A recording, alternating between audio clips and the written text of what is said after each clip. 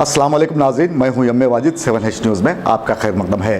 शहर हैदराबाद के इलाके शामिरपेट में बतौर सब इंस्पेक्टर ड्यूटी अंजाम देने वाले रघु की कार एक्सीडेंट में मौत वाक़ हो गई है। वो साबरीमल से वापस आ रहे थे कि उनकी कार उलट गई, जिसमें 4 अफराद बरसरे मौका हलाक हो गए हैं।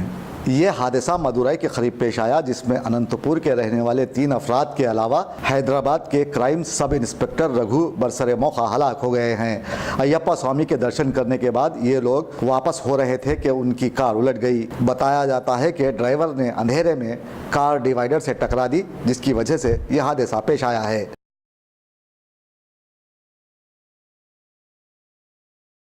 हमारी न्यूज़ आपको कैसे लगी?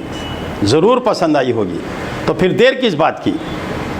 लाइक कीजिए, शेयर कीजिए, सब्सक्राइब कीजिए।